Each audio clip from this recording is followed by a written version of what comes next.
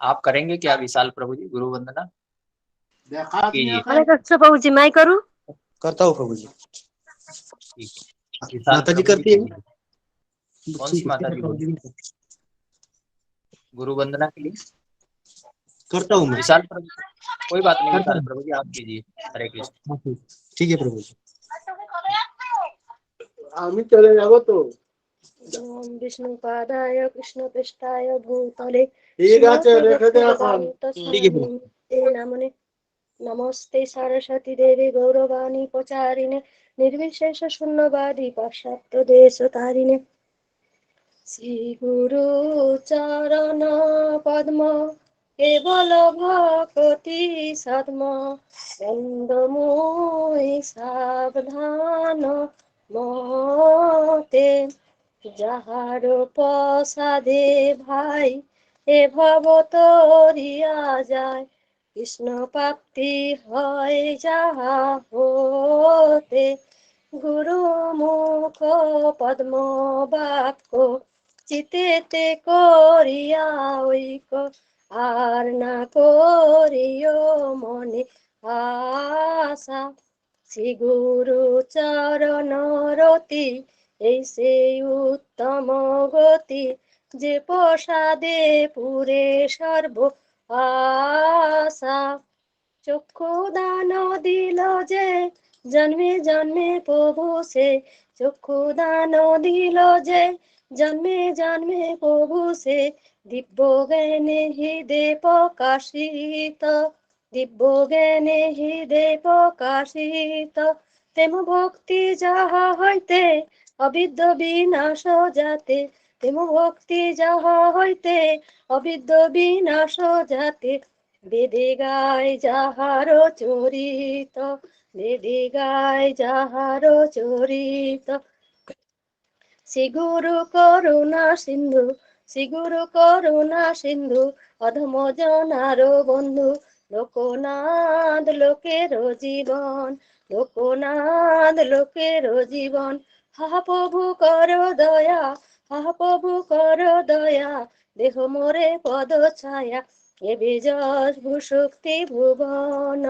এবে যশ ভূশক্তি ভুবন জয় প্রভুপাদ প্রভুপাদ জয় প্রভুপাদ প্রভুপাদ প্রভুপাদ জয় প্রভুপাদ জয় গুরুদেব গুরুদেব জয় গুরুদেব গুরুদেব গুরুদেব জয় গুরুদেব হরে কৃষ্ণ কৃষ্ণ কৃষ্ণ হরে হরে হরে রাম রাম রাম হরে হরে হরে কৃষ্ণ কৃষ্ণ কৃষ্ণ হরে হরে হরে রাম রাম রাম হরে হরে হরে কৃষ্ণ কৃষ্ণ কৃষ্ণ হরে হরে হরে রাম রাম রাম হরে হরে হরে কৃষ্ণ। গুরুজি ধন্যবাদ প্রণাম।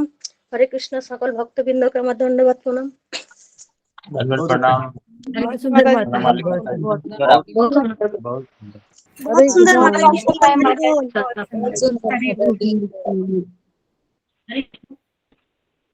हरे कृष्णा दादा राम गुरु जी। हरे कृष्णा हरे कृष्णा चांद्र प्राण कोई बोलो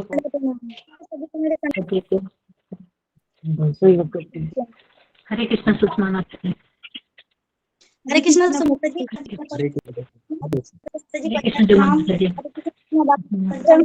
मेरे पंचांग प्रणाम।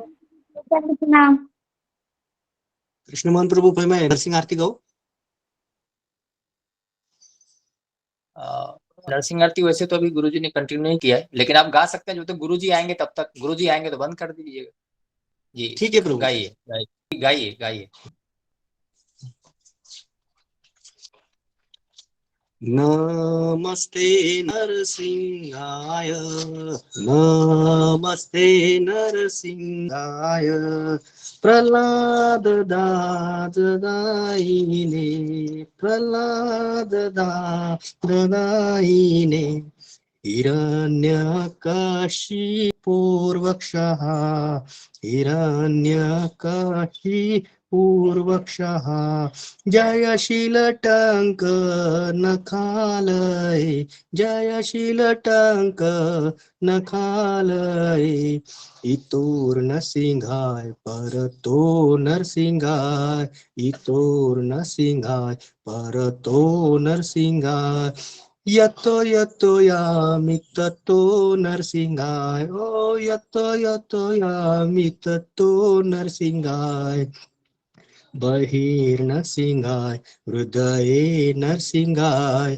बहिर्नरसिंहाय हृदये नरसिंहाय नरसिंहमदिं शरणं प्रपदे नरसिंहादिं शरणं प्रपदे तव करकमलवरे नाखाम् अद्भुत श्रृंगार दलिता हिरण्यकश्यपु तनुभृंगा केशवधृता नरहरिरूप जय जगदीश हरे स्वामी जय जगदीश हरे स्वामी जय जगदीश हरे केशवधृता नरहरिरूप जय जगदीश हरे स्वामी जय जगदीश हरे जय नरसिंह देव जय नरसिंह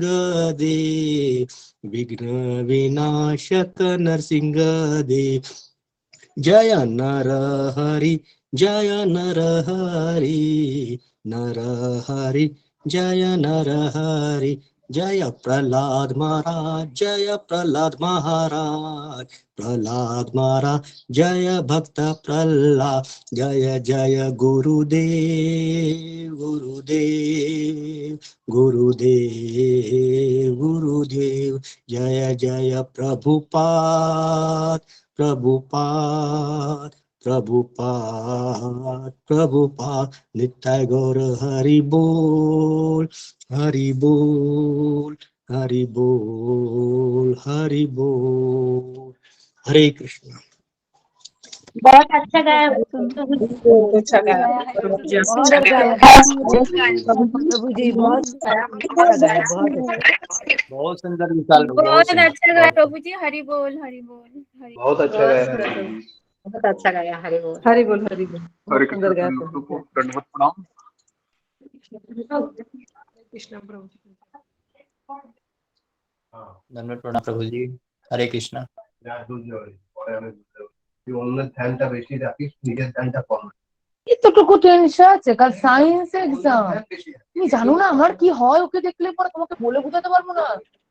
ও পাস করবে গ্যারান্টি নেই।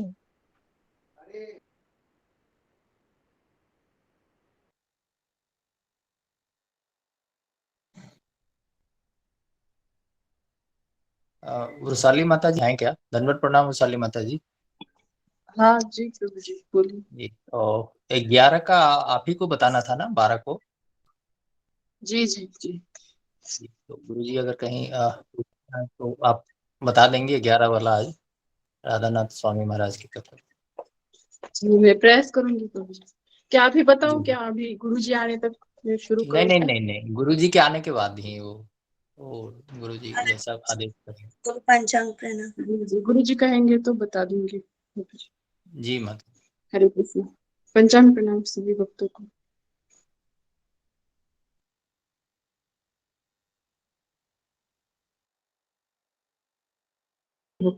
हरे कृष्ण सभी भक्तों को पंचांग प्रणाम। पंचांग प्रणाम माता जी, सभी भक्तों को पंचांग प्रणाम। माता जी पंचांग प्रणाम। हरे कृष्ण दीप्ति माता जी पंचांग हरे कृष्ण माता जी, हरे कृष्ण हरे कृष्णा हरे कृष्णा।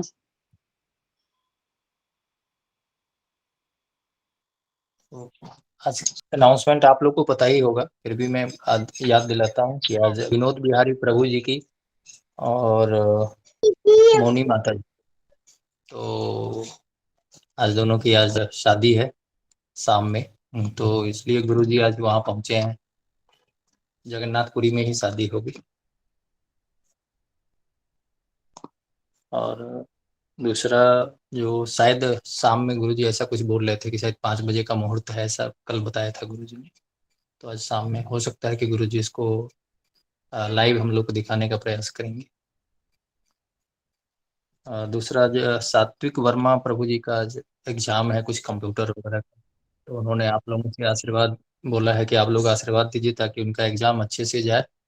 और थोड़ा कंप्यूटर वगैरह था, थोड़ा घबराए हुए हैं, तो उन्होंने निवेदन किया है आप लोगों से, रिक्वेस्ट की, तो कृपया आप सभी वक्त उनको अपना आशीर्वाद दे दें। हरे कृष्ण। पंचांग प्रणाम कृष्ण मान प्रभु जी, सभी भक्तों को पंचांग प्रणाम। हरे कृष्ण सुजाता माता जी। हरे कृष्ण सभी भक्तों को मेरा पंचांग प्रणाम। दंडवत प्रणाम माता जी, दंडवत प्रणाम। हरे कृष्ण। हरे कृष्ण सुजाता माता जी पंचांग प्रणाम। हरे कृष्णा कृष्ण कृष्ण हरे हरे हरे हरे कृष्ण हरे कृष्ण गुरु जी पंचांग प्रणाम। गुरु जी पंचांग प्रणाम। हरे कृष्ण गुरु जी पंचांग प्रणाम। हरे कृष्ण गुरु जी पंचांग हरे प्रणाम। कृष्ण गुरु जी पंचांग प्रणाम। हरे कृष्ण हरे कृष्ण गुरु जी दंडवत प्रणाम। हरे कृष्ण गुरु जी हरे पंचांग कृष्णा प्रणाम। हरे कृष्ण सभी भक्तों हरे को कृष्णा पंचांग प्रणाम। हरे कृष्णा सबको हरे कृष्णा हरे कृष्णा हरे कृष्णा। जी ओके धन्यवाद प्रणाम। हरे कृष्ण गुरु जी पंचांग प्रणाम। हरे कृष्ण गुरु जी पंचांग प्रणाम, सभी भक्तों को पंचांग प्रणाम। हरे कृष्णा सबको हरे कृष्णा। ओम अज्ञानतिमिरन्धस्य ज्ञानाञ्जनशलाकया चक्षुरुन्मीलितं येन तस्मै श्री गुरुवे नमः। जय श्री कृष्ण चैतन्य प्रभु नित्यानंद श्री अद्वैत गदाधर श्रीवासादि गौर भक्त वृंद। हरे कृष्णा कृष्णा कृष्णा हरे हरे, हरे राम राम राम हरे हरे। ओके, हरे कृष्णा, सबका स्वागत है सत्र में। तो कुछ अनाउंसमेंट हो गई थी गुरुजी वही जो आपने बताया था कि आज विनोद बिहारी प्रभु जी और मुनि माता जी की जो आज शादी होगी, में मुहूर्त है, आपने बताया था, तो वही मैंने भक्तों को अवगत कराया गुरुजी। जी जो उनको उनके लिए शुभकामनाएं दें ताकि सब कुछ अच्छे से हो जाए और जीवन में हो। जी आपका वेट कर रहे थे, हमने केवल हाँ। जस्ट इन्फॉर्मेशन दिया था। और जी, सात्विक वर्मा प्रभु जी का कंप्यूटर का एग्जाम है, तो थोड़ा घबराए हुए हैं, तो भी बोल रहे थे ब्लेसिंग्स आपकी चाहिए उनको। यही दो है गुरु भी करता है अपने यहाँ पर जी। तो। और काजल माता जी बताएं कि उनके लड़के का अभी शायद 1 वीक का टाइम दिया है, ऐसा बता रही थी, तो अभी हैं काजल माता जी ऑलरेडी। जी, तो काजल माता जी का लड़का दीप, हाँ, उसके लिए भी और सात्विक का एग्जाम के लिए और उनके शादी का अच्छा, उनका शादी वैवाहिक जीवन पदार्पण अच्छे से रहे, उनके लिए हम 3 बार हरे कृष्ण महामंत्र बोल के उनको आशीर्वाद देंगे और प्रार्थना करेंगे।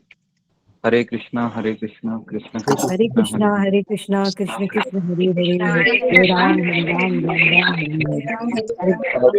कृष्ण हरे हरे, हरे राम राम हरे हरे, कृष्ण हरे हरे, हरे राम राम हरे कृष्ण।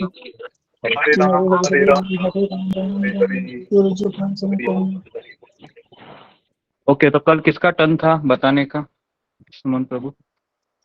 जी गुरु जी, कल परसों के सत्र के विषय में गुरुसौली माता जी को बताने का कल टर्न था। अच्छा, तो आई है तो जी बताएंगे। जी आई हुई है गुरुसौली माता। जी शुरू कीजिए। हरे कृष्ण, सभी भक्तों के चरणों में मेरा पंचांग प्रणाम। गुरु जी के चरणों में पंचांग प्रणाम। मैं उतना अच्छे से तो बता नहीं पाती, मगर मैं अपने टूटे फूटे शब्दों में बताने का मैं प्रयास करती हूँ। ओम अज्ञानतिमिरन्धस्य ज्ञानाञ्जनशलाकया चक्षुरुन्मीलितं येन तस्मै श्री गुरुवे नमः। गुरु जी, आपने परसों के दिन परम पूज्य कदम कानन महाराज जी के तिरोभाव के बारे में पहले बताया था। आपने बताया था कि तुकाराम बीज के दिन उन्होंने अपना शरीर छोड़ा, और जिस तरह से तुकाराम महाराज जी का वैकुंठ गमन हरि कीर्तन के साथ हुआ था, उसी प्रकार महाराज जी का वृंदावन में सारे भक्त कीर्तन कर रहे थे, उसी समय उनका गोलोक गमन हो गया। और गुरु जी आपने बताया था कि महाराज जी के बारे में कि उनका जन्म 1953 में हुआ, एम्स्टर्डम में हुआ था। बहुत बड़े बिजनेसमैन के वो पुत्र थे। उनके 17 साल वे जब 17 साल के उम्र में थे तभी उन्हें जिज्ञासा निर्माण हुई कि जीवन का लक्ष्य क्या है। और फिर वो खोज करते करते भारत आए। भारत में भी वे बड़े बहुत उन्होंने ढूंढा, कई जगह वे खोज किया। 1973 में के दरमियान वो प्रभुपाद के शिष्य के संपर्क में आए। प्रभुपाद जी के शिक्षाओं से वे काफी प्रभावित हो गए और इस्कॉन को ज्वाइन किया। प्रभुपाद जी जब भगवत धाम चले जाते हैं उसी समय वे जय अद्वैत स्वामी महाराज जी से दीक्षा लेते हैं और इस्कॉन वृंदावन में कृष्ण बलराम मंदिर में वे सेवा देते हैं। मंदिर के अध्यक्ष रूप में वे कार्य करते हैं। प्रभुपाद जी की पुष्प समाधि का कार्य महाराज जी के देखरेख में हुआ था। वे म्यूजिशियन थे, वो बहुत अच्छे कीर्तन भी करते थे। उन्हें कैंसर हुआ था। आखिरी दिनों में उन्होंने खाना भी छोड़ा था और आखिरी उनके शब्द थे कि उन्होंने मिशन ये शब्द बोला था। पूरा जीवन उन्होंने प्रभुपाद जी की संस्था को दिया। इतना आपने बताया था। फिर आपने कहा था गुरु जी के हमें भी भगवान से प्रार्थना करनी चाहिए कि जहाँ पर सारे भक्त कीर्तन कर रहे हैं उस समय ही शरीर से प्राण निकल जाए और भगवान के धाम हम चले जाए। और गुरु जी आपने फिर गुरु महाराज की कथा के बारे में आपने बताया था। गुरु महाराज जी और गैरी एक कार में बैठकर लंदन जा रहे थे, तभी अचानक पता चलता है कि जिमी हेंड्रिक्स इस दुनिया में नहीं रहे। उन्होंने नींद की गोलियां खा ली थी। महाराज जी ने इस प्रसंग से सीखा कि हेंड्रिक्स के पास तो सब कुछ था, फिर भी वो दुखी था। इसलिए महाराज जी ने कहा था कि इससे कृतज्ञता ये बहुत जरूरी है। हमें अपने माता पिता से, अगर हम पति है अपने पत्नी से, पत्नी है तो अपने पति से कृतज्ञता रखनी चाहिए। और ये गुण उनके माता पिता ने गुरु महाराज जी को सिखाया था। और गुरु जी आपने ये भी बताया था कि हमें सबसे बड़ी हमारी जो कृतज्ञता है वो हमारे गुरु के प्रति और भगवान के प्रति होनी चाहिए। और गुरु जी आपने बताया था कि महाराज जी और गैरी लंदन में हिप्पी लोगों के साथ रहते थे। उन्हें एक कैथोलिक पादरी मिला था जो युवा यात्रियों को सहानुभूति रखता था और अपने चर्च का वो तहखाना रात को सोने को देता था। सारे लोग वहां नशा करते थे। महाराज जी उस समय नदी के किनारे जाकर बैठते थे, घंटों अपना समय वहीं वो बिताते थे और अपने आप को वो प्रश्न भी पूछते थे कि क्या मैं मेरा समय व्यर्थ गवा रहा हूँ। ये उनके मन में आता था महाराज जी के। महाराज जी जो दान में मिल जाता था वही उसी से वे अपना गुजारा करते थे, वही खाकर वो अपना दिन निकालते थे। उन्हें एक बार एक बाइबल मिला। वो पढ़ते समय एक पैराग्राफ था, उसमें लिखा था कि लोगों के भीड़ से बाहर आओ और अलग हो जाओ। महाराज जी ने विचार किया कि क्या मैं अपने मित्र और समाज के फैशनों के साथ समस्या बिठाने में अपना समय व्यर्थ गवा रहा हूँ। क्यों ना मैं अपने शर्तों के साथ जीवन जीने का प्रयास करूं और भगवान के शर्तों पर भी। फिर आपने कहा था गुरु जी के गैरी ने कहा कि मंक अब कहाँ जाना है? तुम्हारी इच्छा ही मेरे लिए आदेश है। महाराज जी ने कहा कि हमारी मंजिल कहाँ होगी ये भगवान के ऊपर हम छोड़ देते हैं।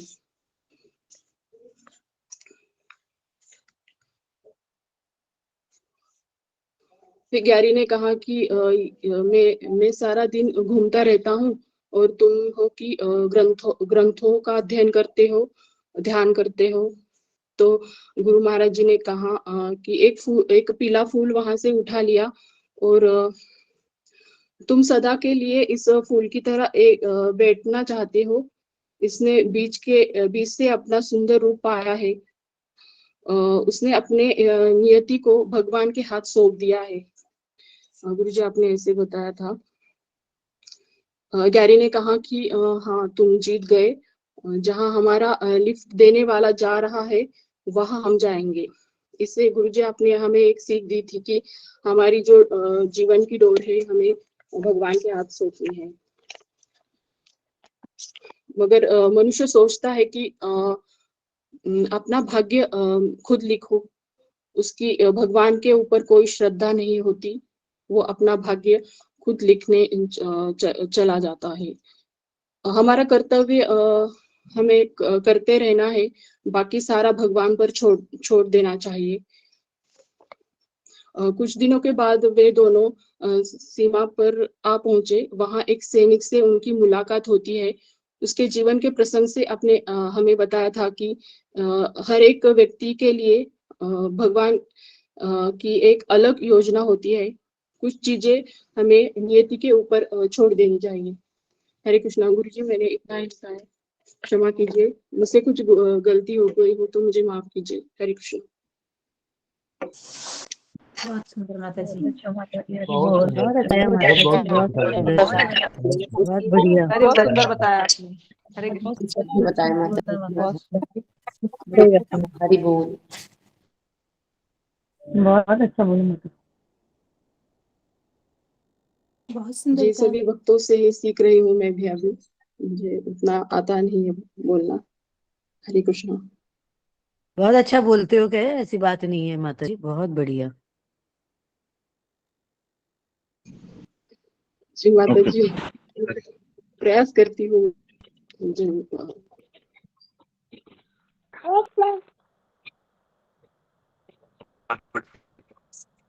हमारे सत्संग में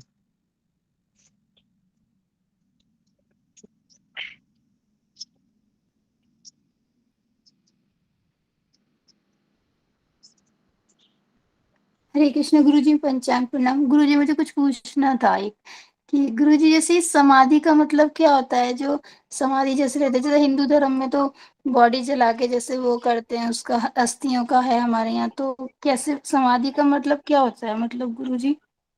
समाधि का मतलब कल मैंने दिखाया भी था ना, वो पद्मकानन महाराज का कैसे गड्ढा खोदते हैं वो, और उसके शरीर को उसमें दफना देते हैं। उसके अंदर उसके ऊपर सफेद कलर का नमक डालते हैं और नमक से पूरा उनको बॉडी को कवर किया जाता है और फिर मिट्टी डालते हैं और इस तरीके से समाधि उनको रखा जाता है ना, उसी को तो समाधि गुरुजी कहते हैं। लेकिन वो वैकुंठ धाम मतलब भगवान के धाम फिर भी चले जाते हैं इंसान, है मतलब भक्त हाँ लोग? चले जाते हैं ना, भगवान के भक्त कहीं पर भी रह सकते हैं। और यहाँ पर भी प्रभुपाद जी कितने मंदिरों में रह रहे हैं, बराबर कि नहीं? कितने इस्कॉन के मंदिर है, सारे मंदिरों में शिला प्रभुपाद रह रहे हैं अभी भी, बराबर ना।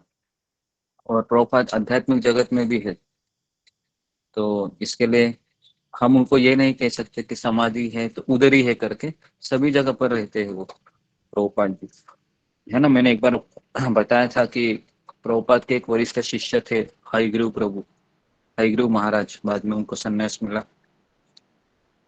तो हाँ, उन्होंने इस्कॉन को छोड़ दिया था 1975-70, प्रभुपाद थे तभी, क्योंकि वह थोड़ा सा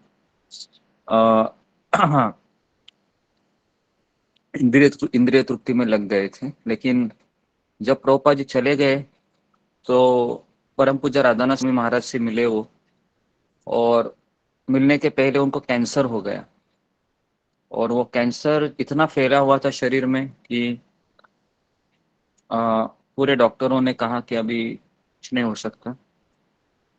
तो हयग्रीव महाराज परम पूज्य राधानाथ स्वामी महाराज को के पास जाते हैं और उनको कहते हैं कि मुझे इस बात का दुख नहीं है कि मुझे कैंसर हुआ है, मुझे इस बात का दुख है कि मेरे आध्यात्मिक गुरु श्रील प्रभुपाद ने मुझे बहुत समय दिया, मुझे काफ़ी शिक्षाएं दी, बहुत प्रेम किया उन्होंने, लेकिन मैं उनके लिए कुछ नहीं कर सका। तो यही दुख मुझे बार बार सता रहा है, हयग्रीव महाराज कह रहे थे।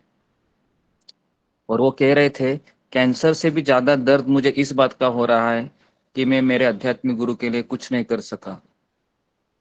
और प्रभुपाद जी ने उनको कहा था कि मैं तुम्हें लेने के लिए आऊँगा। तो स्वयं हयग्रीव महाराज प्रभुपाद को देखते हैं मृत्यु के समय और कहते हैं कि Prabhupada is coming, Prabhupada is coming, Prabhupada आ रहे हैं। इस तरीके से वो देखते हैं और प्रभुपाद उनको लेने के लिए आते हैं और वो भगवत धाम चले जाते हैं। तो ये ट्रू स्टोरी है। 1985 में वो शरीर छोड़ते हैं, है ना। तो आप सोच सकते हो कि अगर आध्यात्मिक गुरु के प्रति भी उनका इतना लगाव था कि साक्षात गुरु आ गए उनको लेने के लिए। और प्रभुपाद जी ने से कई भक्तों को, है ना, आकर, क्योंकि उन्होंने प्रभुपाद जी के लिए इतना सेवा किया कि प्रभुपाद कह रहे थे कि मैं ऋणी हूँ कि आपने मेरे आध्यात्मिक गुरु की जो मुझे जो मिला था सेवा, उसके लिए आपने सहयोग दिया। तो इसलिए प्रभुपाद ने जिन जिन लोगों को कहा था कि मैं आऊँगा, तो प्रभुपाद जी उनको लेने के लिए आए थे, है ना। तो इसलिए हमारा सौभाग्य यही होना चाहिए कि हमें एक शुद्ध भक्त के प्रति, है ना, हमारा समर्पण होना चाहिए।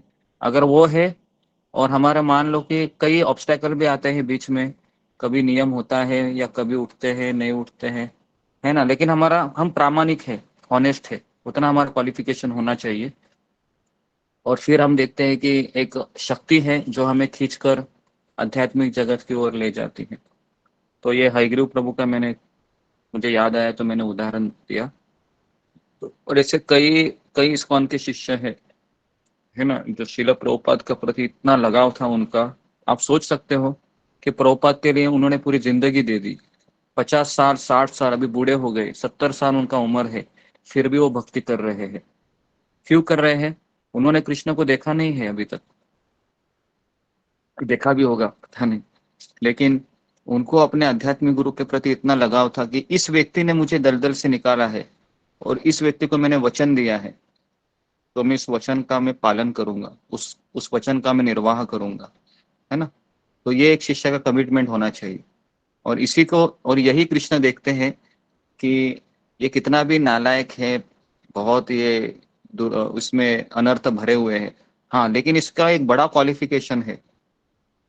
क्या है वो क्वालिफिकेशन है कि वो अपने गुरु के प्रति, एक शुद्ध भक्त के प्रति वह अटैच है, आसक्त है ना, आध्यात्मिक तौर पे। तो भगवान को वही चीज पसंद आती है। और फिर इस तरीके से भगवान श्री कृष्ण खुद उसको, है ना, अपने धाम, निज धाम लेकर जाते हैं। तो यही बात हम श्रीवास ठाकुर का, पता है ना, श्रीवास ठाकुर के घर में एक महिला थी, क्या नाम था उसका, पता है किसी को? दुखी हाँ, दुखी, है ना, दुखी। वो घर का सारा काम करती थी, वो, है ना, सारा काम करती थी। श्रीवास ठाकुर के कपड़े धोती थी, उनके लिए उनका बर्तन सब साफ करती थी, झाड़ू पोछा मारती थी, एक भी माला नहीं करती थी वो। तो चैतन्य महाप्रभु आए श्रीवास ठाकुर के घर में और कहा कि ये कौन औरत है, बहुत यहाँ पर सेवा कर रही है तुम्हारे घर में। तो श्रीवास ठाकुर ने कहा ये हमारे घर में, है ना, ये काम करने के लिए आती है, काम वाली बाई है, और इसका नाम क्या है? चैतन्य महाप्रभु पूछे, इसका नाम दुखी है। चैतन्य महाप्रभु बोले, इसका नाम दुखी कैसे हो सकता है, वो तुम्हारे जैसे भक्त की सेवा में लगी है, तो आज से इसका नाम क्या है? सुखी है। सुखी। तो आप सोच सकते हो, है ना, कि क्या उसका क्वालिफिकेशन था? उसका एक ही क्वालिफिकेशन था, कि वह एक शुद्ध भक्त की सेवा में लगी थी, है ना, श्रीवास ठाकुर जैसे। तो ये कथाएं कितना आनंद देती है ना, एक आशा का किरण देती है हमें कि हाँ चलो कुछ तो आशा है, कि मेरे में अनर्थ तो बहुत है और पता नहीं कभी निकलेंगे, हाँ लेकिन मैं अगर किसी भक्त की सेवा में लगी हूँ और अगर किसी में भक्त की सेवा में लगा हूँ तो जरूर मुझे है ना कृष्ण कृपा करेंगे। तो इसके लिए हमेशा ये दुखी का कहानी याद रखना, है ना, दुखी। ऐसी कथाएं सुन के और गुरु ऐसे जी कई सारे थोड़ी सी देर के लिए तो बिल्कुल हम डूब ही जाते हैं, मतलब थोड़ी सी मतलब शुद्ध भक्ति एकदम 1 सेकंड के लिए तो आ ही जाती है। हाँ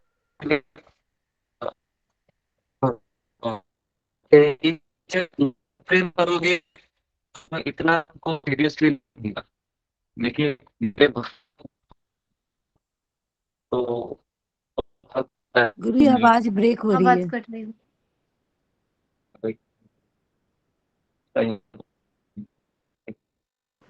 आवाज कट रही है गुरु जी।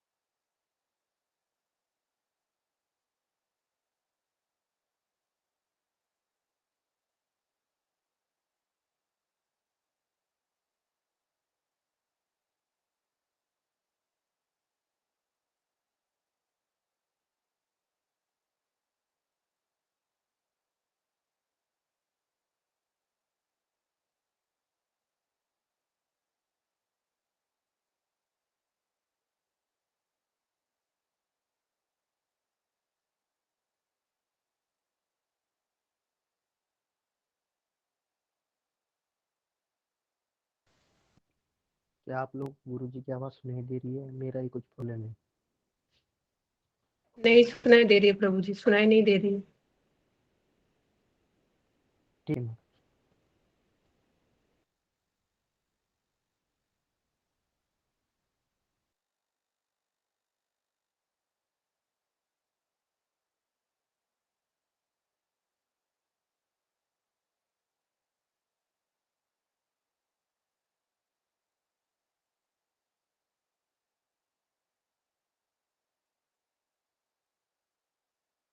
कृष्णा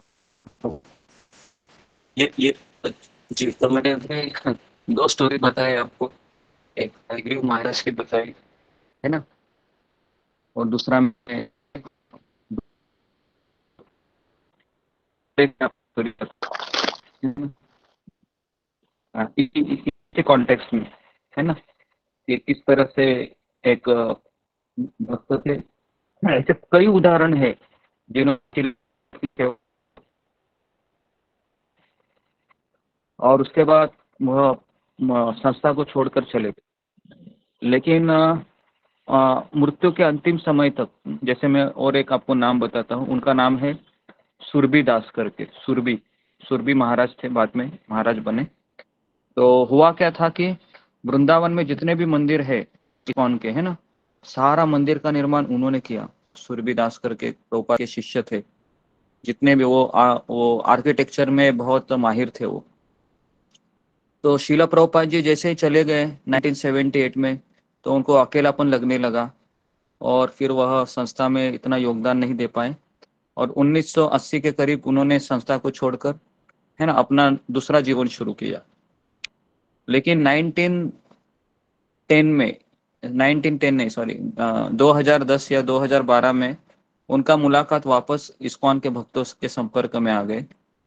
तब वो बहुत बूढ़े हो गए थे और उन्होंने विवाह भी किया था, और उनके साथ एक लेडीज रह रही थी। वो हमेशा कहती थी कि जितने भी साल ये हमारे साथ रहे, वो हमेशा प्रभुपाद और आपके भक्तों की ही चर्चा करते थे।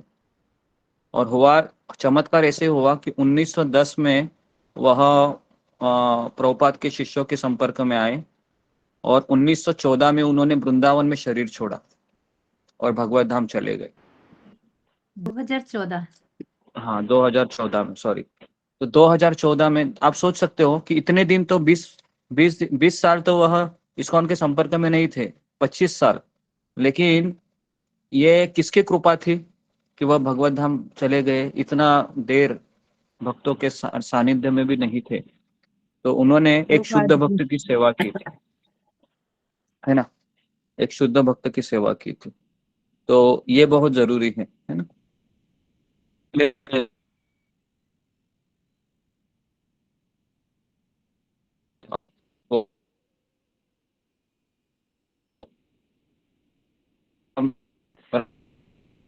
इससे आवाज नहीं आ रहा है गुरु जी, कट हो रहा है। हरे कृष्णा ओके, आएगा आएगा थोड़ा थोड़ा। अभी यहाँ पर थोड़ा सा नेटवर्क का इश्यू है, जैसे ही उड़ीसा में प्रवेश करते हैं नेटवर्क का इश्यू आ जाता है। ओके हाँ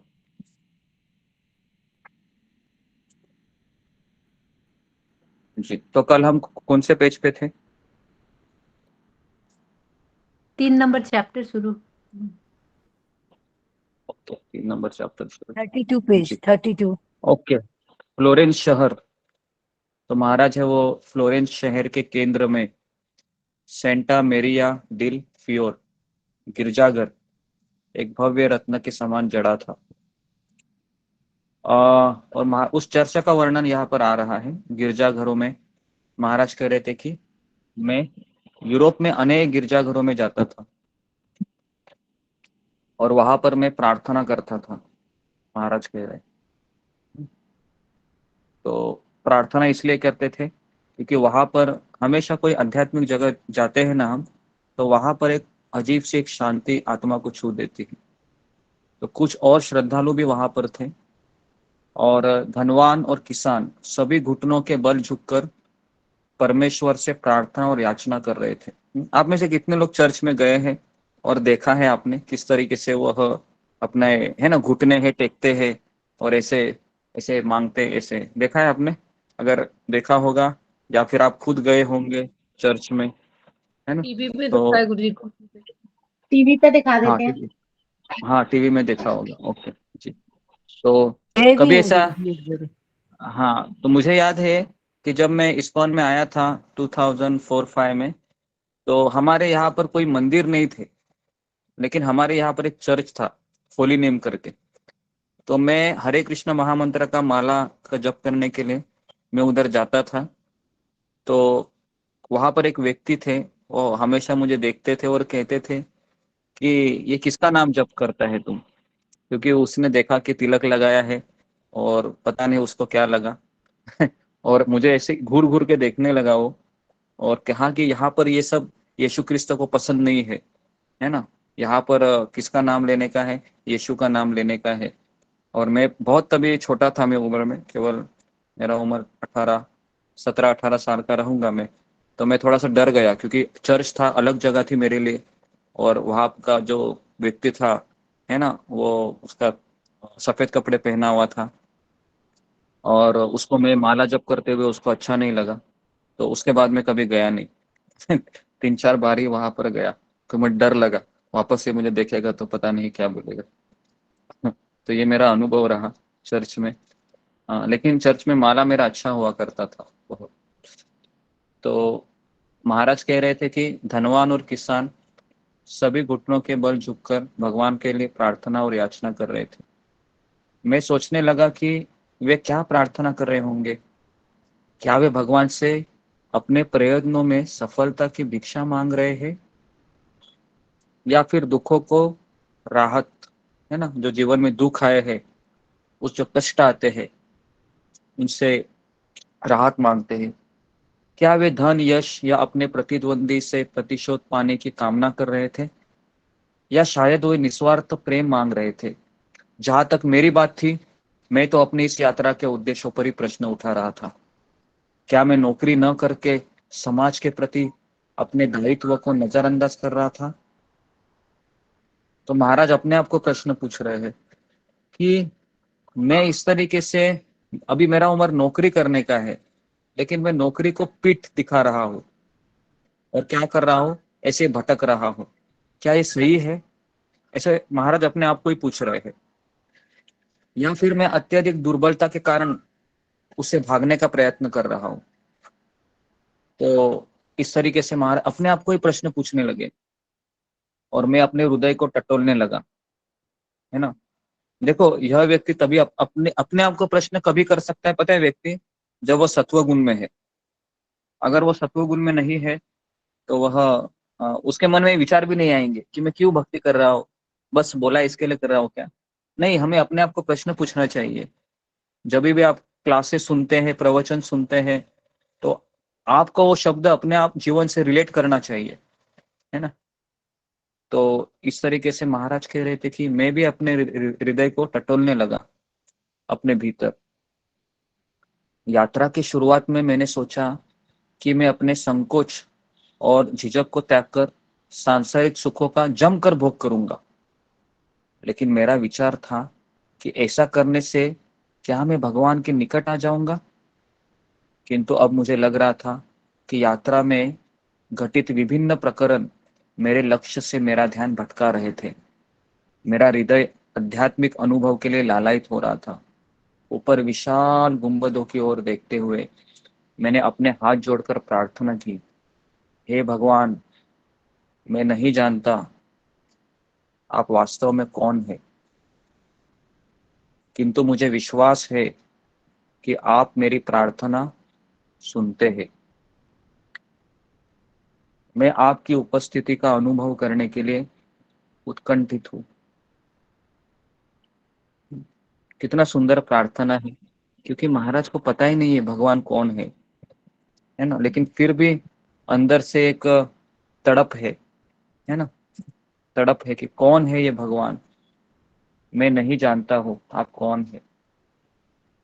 लेकिन महाराज कह रहे कि मुझे विश्वास है कि आप मेरी प्रार्थना सुनते हैं, है ना।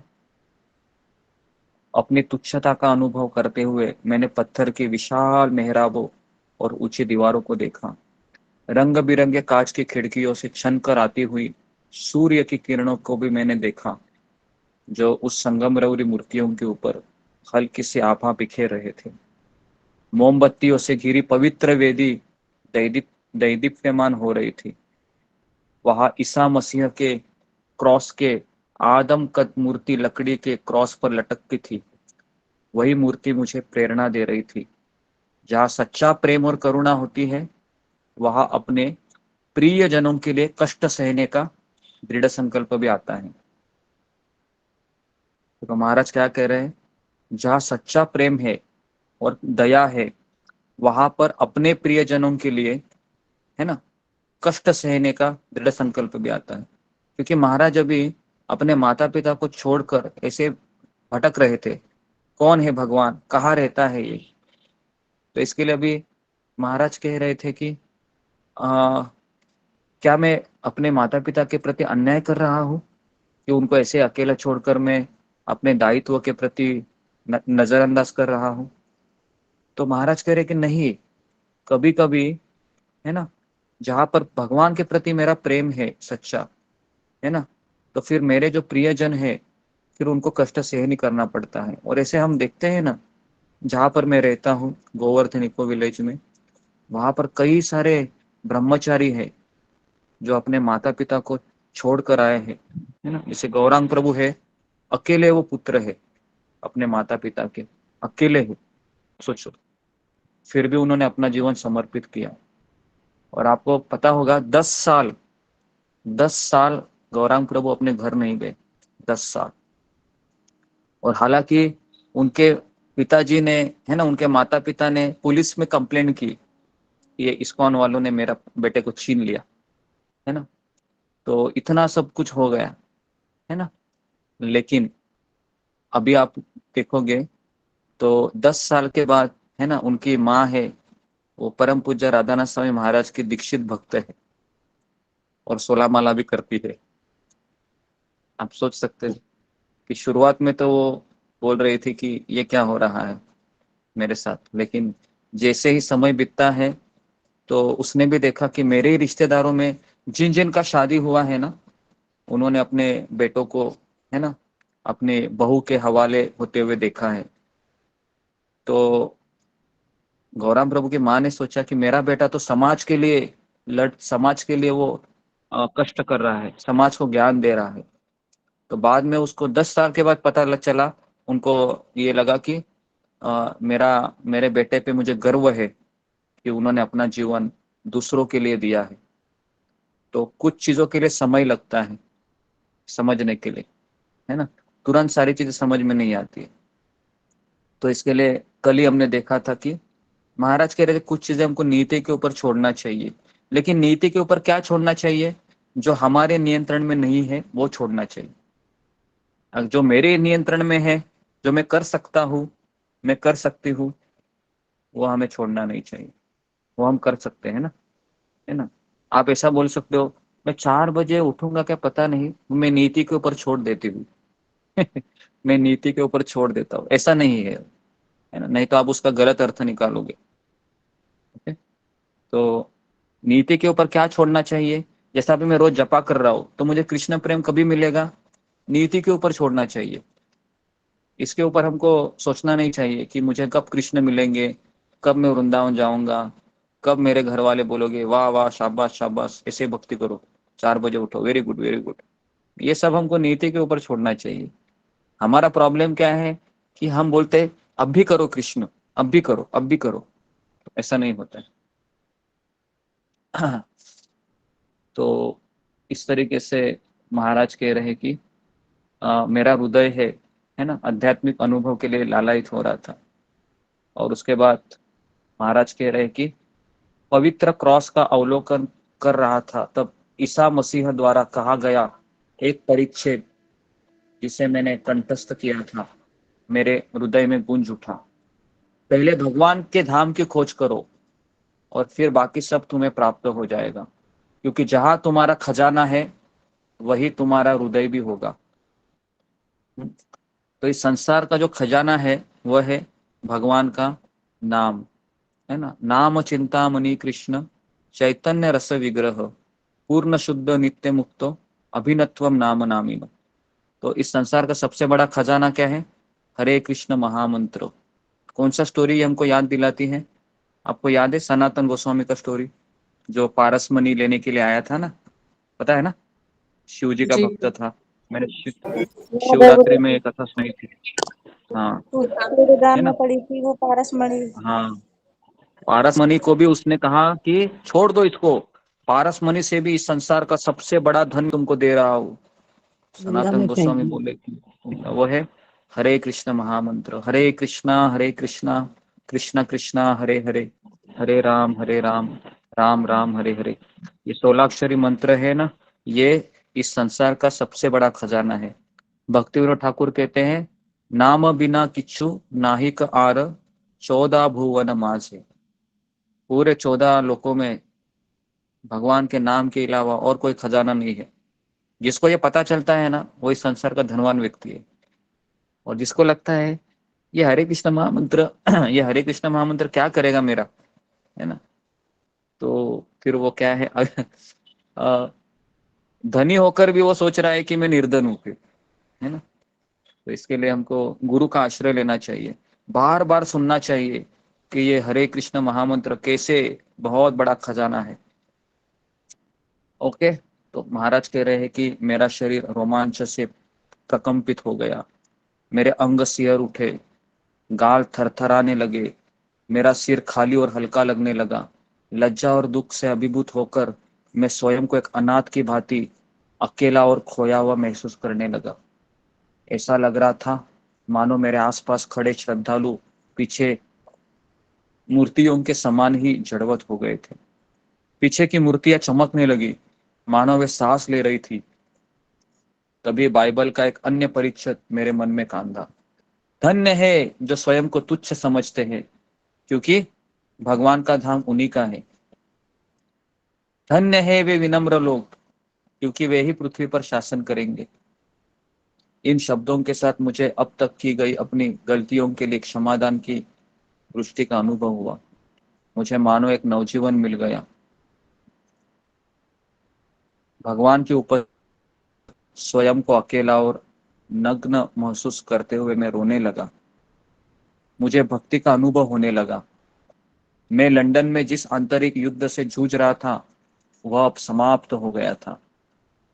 अनिर्णय रूपी संगम में मैंने सदा सदा के लिए उस नदी का चुनाव किया जो मेरी आध्यात्मिक इच्छाओं की ओर बह रही थी। मैं जानता था अब मैं कभी वापस नहीं मुड़ूंगा, है ना। तो ये अनुभव कहाँ पर आया महाराज को? फ्लोरिडा, है ना। फ्लोरिडा। हाँ, फ्लोरिडा में फ्लोरेंस शहर में महाराज, यूरोप में, है ना। महाराज एक गिरजाघर में गए थे, चर्च में, वहां पर ये अनुभव आया। उस रात में अकेला जंगल में गया और जर्जर होती एक छोटी सी दीवार पर बैठ गया। चांदनी रात में मैं अपने हारमोनिका बजाने लगा। मैं इस वाद्य यंत्र के साथ अपनी गहन भावनाओं को बांटा करता था। एक प्रिय संगी के समान वह धैर्य के साथ मुझे सुनती थी और ऐसे गीत के साथ उसका उत्तर देती थी जो मेरे मन को अपने अंतकरण की गहराइयों की शांति को और ज्ञान खोजने के लिए प्रेरित कर देता। जब मैं ब्लूज बजाता था तो मेरी विषाद, मेरा दुख उस संगीत में मिल जाता था। मैं रो रहा था अपने खोए हुए प्रेम के लिए, भगवान के लिए। घंटों बीत गए, मैं हारमोनिका बजाता रहा। अचानक मैं चौंक गया। एक युवती मेरे निकट खड़ी थी। झिझकते हुए आगे आई। उसने कहा, मेरा नाम आइरीन है और मैं घंटों आपका हारमोनिका में सुन रही हूँ। आपके संगीत ने मुझे छू लिया है।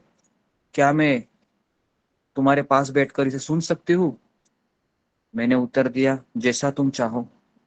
संकोचग्रस्त हुआ कर मैं हारमोनिका को कुछ देर और बजाने लगा, किंतु पहले जैसे बात नहीं रही। मैं शर्मा कर उसकी ओर देखा। इरीन अतिशय सुंदर थी। उसका प्रत्येक हाव भाव शालीन और शिष्ट था। घबराते हुए अपने लंबे हल्के भूरे बाल, है ना, उसने हटाकर कहा कि मैं स्विट्जरलैंड के एक गांव में रहने वाली हूँ और छुट्टियों में मैं आध्यात्मिक साथी की तलाश कर रही हूँ, है ना, जिसे मैं अपने आध्यात्मिक मार्ग पर चल सकूं। तो उसने अपनी यात्रा से मिले लोगों से निराशा का वर्णन किया। सभी स्वार्थी थे। उसने मुझे बताया कि कैसे वह भगवान के समीप जाने के लिए उत्कंठित थी। तुम्हारे गीत से मैं जान गई हूँ कि तुम भी ईश्वर की खोज में हो। कृपया कुछ कहो। हमने अपने जीवन की और अभिलाषाओं के विषय में घंटों बातें की। आश्चर्य था कि हमें बहुत कुछ मिलता जुलता था। आंसुओं से भीगे उसके कोमल गाल चमक रहे थे। उसने गहरी सांस ली और कहा कि मैं एक साथी के लिए प्रार्थना कर रही थी। जहां तुम जा रहे हो, कृपया मुझे भी अपने साथ ले चलो। मैंने आदर और विस्मय से उसका निवेदन सुना। कोमलता से देखते हुए उसने अंत में कहा, कृपया मेरी विनती पर ध्यान दीजिएगा। मैंने कहा, हाँ अवश्य। अगले दिन हमने दूसरा दिन एक साथ अनेक पार्कों में घूमते हुए, है ना, अपने अपने विचार बांटे। और मुझे अब तक मिली अन्य युवतियों से वह अलग ही थी। मैं प्रफुल्लित हो उठा, महाराज कह रहे हैं। शाम को तब मैं जब गैरी के साथ बैठा था, तभी एक अपरिचित लड़की आई और मुझे मेरे पास आई। उसने मेरा चेहरा गौर से देखा और मेरे हाथ में एक पत्र थमा दिया। जंगल में अकेले जाकर मैंने देखा कि उसे इरीन ने भेजा था। उसने लिखा था कि यदि मैं उसके निवेदन को स्वीकार नहीं करूंगा तो उसके लिए मुझे दोबारा मिलना बहुत दुखदायी होगा। यदि मुझे तुम्हारा संदेश नहीं मिला तो उसने लिखा था, मैं समझ जाऊंगी। वह रात मैंने अकेले में जंगल में घूमते हुए बिताई। महाराज सोच रहे थे, क्या यह मुझे अपने आध्यात्मिक मार्ग से भटकने का एक प्रलोभन है या जीवन में एक ही बार आने वाला ऐसा अवसर है जिससे मैं एक सुंदर अप्सरा के साथ अपना जीवन बिता सकूं। मैं पूरे अनोखेपन पर करने लगा। इरीन से मिलने से कुछ ही घंटों पहले मुझे गिरजाघर में आध्यात्मिक अनुभव आया था। स्वयं को भगवान के समक्ष समर्पित कर दिया। यदि इरीन एक दिन पहले आती तो मैं जरूर उसका स्वीकार करता था, लेकिन क्योंकि महाराज कह रहे कि उसमें सब कुछ था जो मुझे एक लड़की से अपेक्षित था, मैंने उसके प्रति गहरे आकर्षण और स्नेह का अनुभव किया। मैं एक आदर्श जीवन साथी के रूप में उसकी कल्पना कर सकता था। मैं उसे अच्छी तरह से नहीं जानता था, किंतु मैं जानता था कि मेरी न उसके और मेरे दोनों के दिलों को तोड़ देगी। महाराज कह रहे थे कि एक बार फिर मैंने स्वयं को एक दोराहे पर पाया। दो रास्ते मुझे आध्यात्मिकता की ओर लेकर जा सकते थे। एक रास्ता था मुझे एक सुंदर संगिनी का सानिध्य सुख दिला सकता था, और दूसरा भगवान का समर्पित था, जिस पर मुझे अकेले चलना था। मैंने पूरी रात मनन किया, प्रार्थना किया, घूमता रहा और सितारों भरे आकाश को निहारते हुए मैंने कैथोलिक संत, तिब्बत के लामा और भारत के योगियों के विषय में सोचा, जिसने वैराग्य का जीवन चुना था और अपने जीवन के सुखों का बलिदान कर दिया था। मैं उनके पदचिन्हों पर चलने के लिए तैयार था। मैं जानता था कि यह बहुत दुष्कर मार्ग है, किंतु भगवान की सहायता से मैंने प्रयास करने का निर्णय लिया। कम से कम इस समय के लिए ही सही। चांदनी की रोश के नीचे मेरी डायरी पर आंसू की एक बूंद आ गिरी। मैंने इरिन का नाम वहां से काट दिया। मैंने गैरी को कभी उसके विषय में नहीं बताया, है ना। तो महाराज ने यहाँ पर ही, है ना, सोच सकते हो कि और ये परीक्षा होती है, तो परम पूज्य राधानाथ स्वामी महाराज है ना, इस परीक्षा में भी उन्होंने सोचा कि नहीं, मुझे अपना सारा जीवन भगवान के लिए देना चाहिए और इस मार्ग पर मुझे अकेले चलना है। महाराज को पता था, और महाराज ने आज तक, महाराज है ना, जैसे जैसे शब्द लिखे हैं ना परम पूज्य राधानाथ स्वामी महाराज के, वैसे वो आज भी है, कोई परिवर्तन नहीं। ठीक है, तो मैं यहाँ पर रुकता हूँ आज के दिन। ठीक है, ठीक, मुझे भी आगे जाना है अभी। तो कैसा लगा ये आपको स्टोरी? ये दो स्टोरी हमने यहाँ पर बताए। बहुत अच्छी लगी गुरु जी, बहुत अच्छा लगा। बहुत अच्छा प्रभु जी।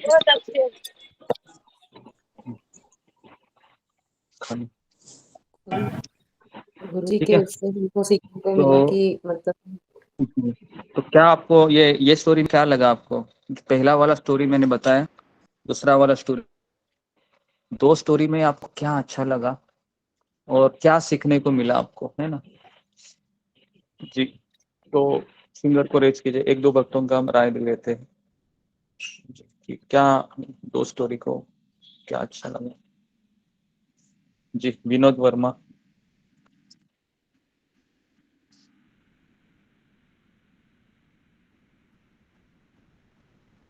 विनोद वर्मा, नेहा तिवारी। गुरुजी मुझे ये अच्छा लगा कि वो जैसे स्वभाव के थे, कृतज्ञता या जो भी उनके में था स्वामी जी के स्वभाव में, बिल्कुल उनकी ही तरह हूबहू उनको जीवन संगिनी मिलने के बाद भी उन्होंने मतलब वो पूरा उनके लिए 100/100 ऐसा कुछ उनको मिला था। फिर भी उन्होंने उसको भी मतलब भगवान मतलब उनके अंदर ये मुझे अच्छा लगा कि वो उसको भी मतलब साइड करके भगवान के लिए ही मतलब समर्पित हुए। और मतलब हमको कितना भी कुछ मतलब सब कुछ मन भावन मिल जाए, लेकिन हमको भगवान के प्रति ही आकर्षित रखना है या समर्पण रखना है, या उनसे बड़ा और कुछ नहीं है जीवन में। ये मुझे बहुत अच्छा लगा। हरे कृष्णा। जी, धन्यवाद। उसके बाद हाँ, सुमन सिंह। हरे कृष्णा गुरुजी, पांचांग प्रणाम। मुझे ये अच्छा लगा कि भगवान आध्यात्मिक परीक्षा बहुत तरह से लेते हैं। जैसे आध्यात्मिक मार्ग पे अगर कोई चल रहा है तो वहां पे भगवान दुखी नहीं देते हैं, बहुत सारे प्रलोभन भी देते हैं, लेकिन उस समय हमें अपने भावना के आवेग में ना बहते हुए अच्छे से सोच समझ के हमें निर्णय लेना चाहिए। अगर महाराज भावना के आवेग में बहते तो उस युक्ति का जो प्रस्ताव था वो स्वीकार कर लेते थे, लेकिन उन्होंने बहुत सोचा, कितनी पूरे रात सोच समझ के फिर निर्णय लिया कि नहीं, अगर यहाँ पे मुझे अकेले चलना है तो मैं अकेले ही चलना चाहिए, और उन्होंने इसको कर दिया। धन्यवाद, वेरी गुड। मीनाक्षी रावत। हरे कृष्ण गुरुजी, पांचांग प्रणाम, सभी भक्तों को पांचांग प्रणाम। गुरुजी, जो पहली स्टोरी आपने बताई उससे जो मैंने सीखा वो ये कि हम भी ऐसे दुविधा में आते हैं, हमें भी अपना जो आगे का पथ होता है वो कभी कभी समझ नहीं आता, हम बहुत कंफ्यूज हो जाते हैं। तो हमें भी प्रेयर करनी चाहिए और जब हम अच्छे पूर्ण हृदय से प्रे करते हैं तो भगवान हमारी जरूर सुनते हैं और वो कहीं ना कहीं हमारे हृदय में उस चीज का उत्तर देते हैं कि हमें क्या करना चाहिए। और जैसे दूसरी कथा आपने बताई तो उसमें जैसे उनके सामने दो रास्ते थे, एक बहुत ही सुखदायी था और एक बहुत ही कष्ट वाला। तो उन्होंने देखा कि क्या ज्यादा इम्पोर्टेंट है, सुख वाला या वो। तो वही हमें भी करना चाहिए कि हमारे पास भी दो ऑप्शन होते हैं। एक होता है जिसमें हम आराम से रह सकते हैं, सब कुछ ठीक है, और एक होता है जहाँ पे हमें भक्ति करनी होती है तो उसमें बहुत सारी कठिनाइयां भी आती है, सामना करना होता है। लेकिन आप ही बताते हैं गुरु जी कि जब हम इस राह को चुनते हैं कि हमें भगवान की ओर जाना है, हमें भक्ति करनी है, तो भगवान वो शक्ति भी हमें देते हैं। तो मैंने यही सीखा है कि अगर सुख आता भी तो हमें सुख को छोड़ के भगवान की राह करनी चाहिए, चाहे उसमें कितने भी कष्ट हो, उसको झेलने की शक्ति भी भगवान ही देते हैं। हरे कृष्ण गुरु जी। धन्यवाद। उसके बाद हाँ, प्रतिभा कुमारी। हरे कृष्ण गुरु जी, पंचांग प्रणाम। गुरु जी, मुझको बहुत अच्छा लगा जैसे कि वो अपने आप से प्रश्न करते हैं, और वैसे ही हमको भी कभी कभी प्रश्न कर लेना चाहिए कि जैसे मैं भक्ति में आगे तो जा रही हूँ मगर कहाँ कुछ कमी हो रही है, तो ये हमको ऐसा प्रश्न करना चाहिए। और जब मुझको प्रार्थना बहुत अच्छा लगा।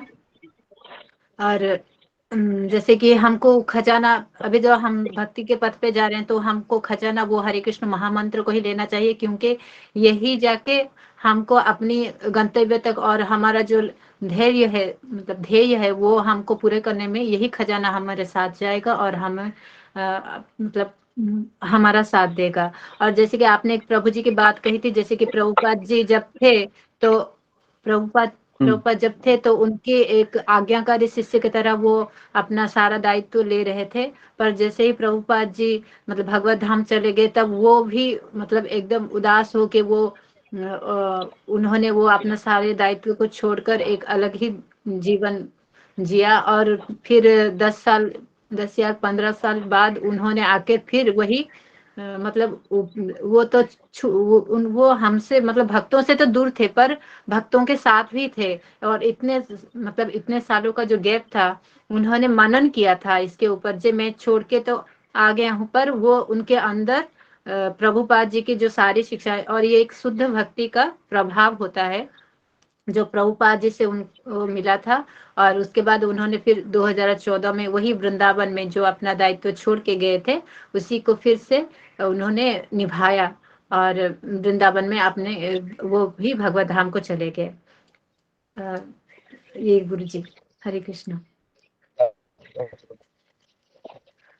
नेक्स्ट हम सुधा गुप्ता।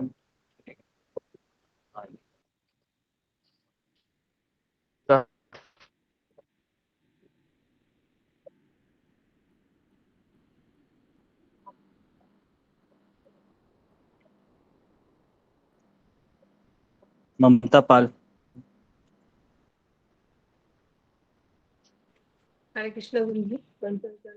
मुझे वो इरिन का अच्छा लगा क्योंकि महाराज जी तो आध्यात्मिक जीवन में अग्रसर को नहीं लगा है, तो इरिन भी सभी गुण में था उनके तो उसको बोले तो उनमें भी सभी गुण था जो एक महाराज जी के लिए काबिल था एक जीवन संगिनी बनने के लिए। लेकिन महाराज जी चुनने का रास्ता भी गलत बोले तो सही चुना के मैं आध्यात्मिक जगत में भगवान को ढूंढने निकला हूँ। तो मैं ऐसा आसक्ति जो अगर मतलब महाराज जी अगर इरिन को चुनता था तो वो दोबारा से हमारे जैसी ऐसे आसक्ति में पड़ जाता था। वो शादी करना, फिर शादी करने के बाद जो संसार का जो ये है वो सब मोह माया में पड़ जाता था। तो तभी वो उनको भगवान की तरफ उनका ध्यान नहीं रहता था। जो उन्होंने मेन जो उन्होंने जो रास्ता चुना है, तो सांसारिक जीवन में तो ये बहुत होता नहीं है, ज्यादातर आध्यात्मिक जीवन को चुनने के लिए बहुत कष्ट करके निकालना पड़ता है। तो महाराज जी का ये अच्छा लगा मुझे बहुत, इनका जो उनको वो सब कुछ गुण रह के एक भगवान संगनी के रहते हुए भी लेकिन महाराज जी उन्होंने आध्यात्मिक रास्ता को चुना है, भगवान की तरफ चुना है। तो ये अच्छा लगा मुझे। वेरी गुड, बहुत अच्छा बताया आपने। कृष्ण मोहन सिंह प्रभु। धन्यवाद, प्रणाम गुरु जी। गुरु जी, एक तो मैं आपसे ही जानना चाहूंगा कि क्या उनको आयरन के प्रति लगाव हो गया था? तो ऐसा मैं इसलिए पूछ रहा हूँ क्योंकि उन्होंने जब अपने एड्रेस बुक से उनका नाम काटा तो उनके आंख में आंसू आ गए। तो ऐसा मुझे लगा कि यद्यपि उनको उनके प्रति झुकाव या लगाव हो गया था, जो भी 1-2 दिन के साथ रहने के कारण, तो फिर भी उन्होंने जो वो कैथोलिक जो साइंस थे, या जो तिब्बत के लामाज थे, या योगीज इंडिया के, इनके विषय में जो उनके प्रति था, जो अपने इनलाइनेट मतलब अपने आध्यात्मिक खोज के लिए जिन्होंने सेक्रीफाइसेस किए थे, हो सकता है उसके उससे प्रेरणा लेके वो इसको ओवरकम कर पाए, ऐसा मुझे लगा। तो क्या आप इसके विषय में कुछ हाईलाइट करेंगे गुरुजी? क्योंकि उन्होंने इसमें लिखा है कि उनके आंख से आंसू आ गए जब उन्होंने उनके एड्रेस को डिलीट किया नेक्स्ट डे, आयरिन के एड्रेस को अपने बुक से। धन्यवाद गुरुजी। जी जी जी, एक्चुअली अगर अभी अभी आपने पढ़ा था उसमें कि हमने पढ़ा था कि महाराज कह रहे थे कि अगर सारी लड़की आवाज नहीं आ आवाज कट रहा है गुरु।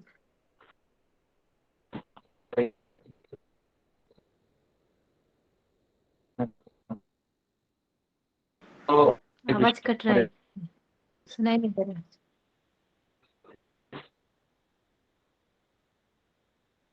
हरे कृष्ण। अब यार जी, तो एक मिनट, क्योंकि बहुत ही इम्पोर्टेंट क्वेश्चन है, क्योंकि आवाज आ रहा है मेरा? हरे कृष्ण जी। जी गुरु जी। जो अभी बेटर लग रहा है जी, तो मैं ये हाँ, मैं किताब में अभी अभी पढ़ा था कि महाराज जी, महाराज ऐसे बैकग्राउंड से आए थे कि वह अमेरिकन है ना, जहाँ पर कट रही है आवाज गुरुजी। और कट रही है आवाज। हाँ एक मिनट, वाईफाई है, यही है क्या जो ये है ना? इसमें नेट नहीं है अभी, वो इंटरनेट है।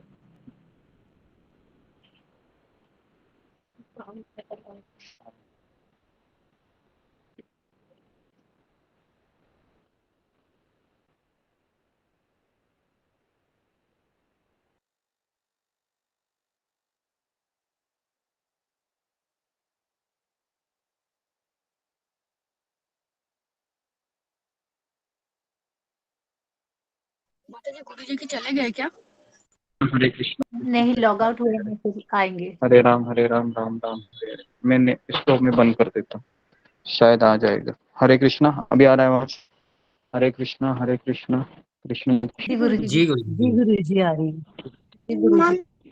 तो जी, तो मैं ये कह रहा हूँ कि राधानाथ स्वामी महाराज ये अमेरिकन कल्चर से आए थे, और वहाँ पर इस तरीके से लड़की के साथ मिलना जुलना ये सब होता ही था।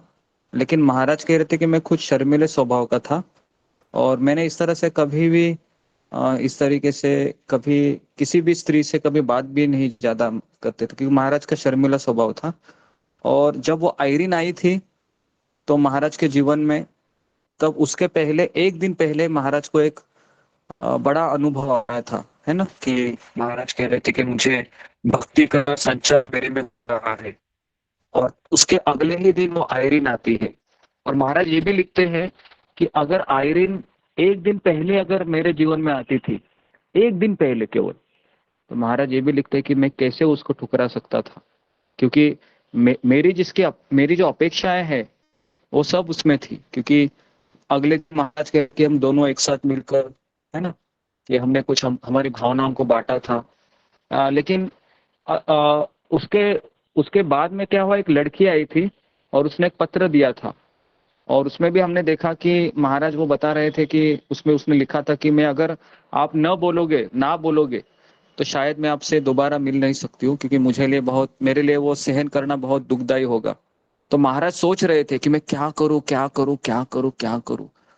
तो ऐसा नहीं था कि महाराज का लगाव नहीं हुआ, लगाव था महाराज का, लेकिन एक चीज यहाँ पर हमको ये भी दिखाई दे रही है कि महाराज का सबसे ज्यादा लगाव था उस दिन का, जो पिछले है ना, पिछले दिन उनका जो अनुभव आया था गिरजाघर में फ्लोरिडा में, उस अनुभव का साक्षात्कार महाराज को ज्यादा था।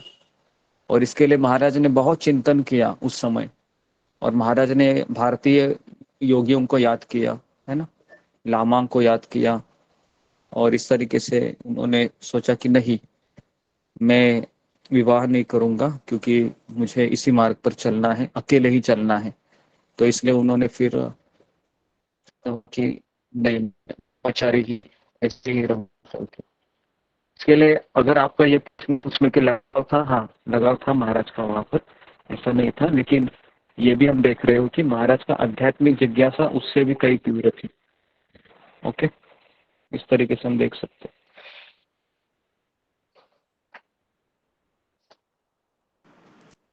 धन्यवाद समझ में आ गुरु जी। हरे कृष्ण गुरु जी। या इसी लाइन पे एक और क्वेश्चन आ रहा है, जैसे कि ये तो मतलब राधा नरसिंह महाराज का पहला सफर है, तो वो शुरुआत में है, तो वो ऐसा क्यों यहाँ पे लिखा है कि जैसे कि वो याद कर रहे हैं जो तिब्बत और भारतीय योगियों का, पर वो तो अभी तो नहीं मिले ना उनसे, तो उनको कैसे याद किए?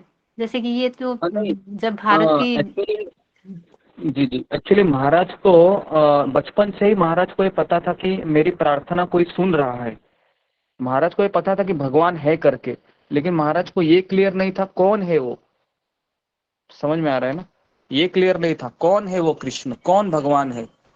तो इसके लिए महाराज को इतना विश्वास था कि मेरी प्रार्थनाओं को कोई सुन रहा है ना। तो इसके लिए महाराज यहाँ पर थोड़ा सा दृढ़ निश्चयी रहे कि नहीं, मुझे इसी मार्ग पर चलना है।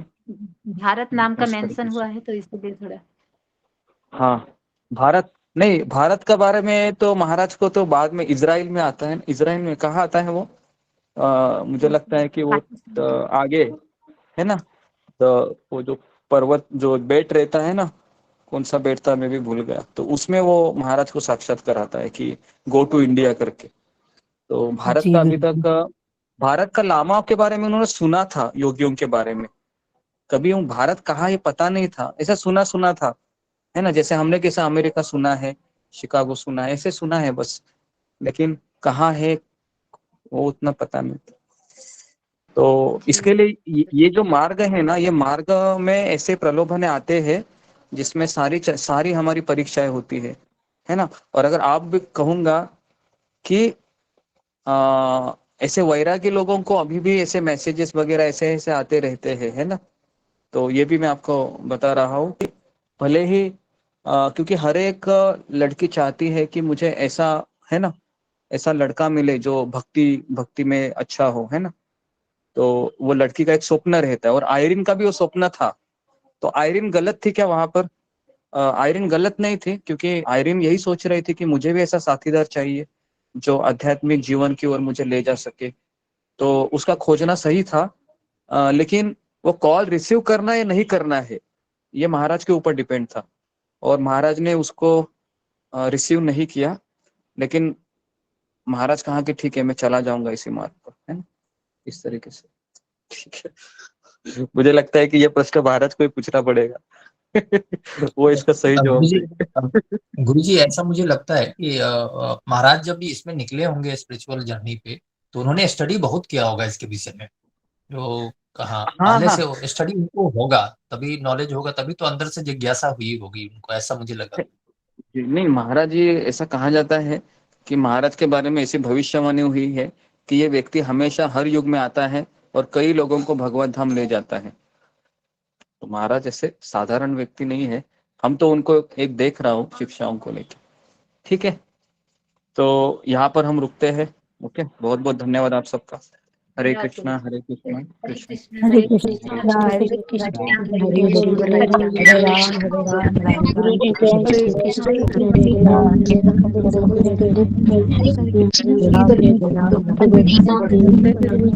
राम मेरा पंचांग गुरुदेव को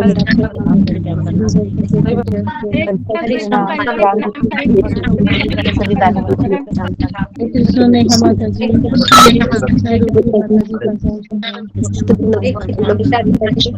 कल माता जी का वरदंडवत प्रणाम।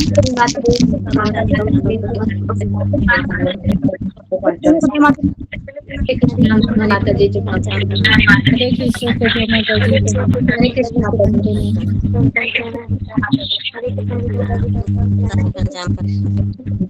हरे कृष्णा सभी को मेरा पंचांग प्रणाम। सभी भक्तों को प्रणाम।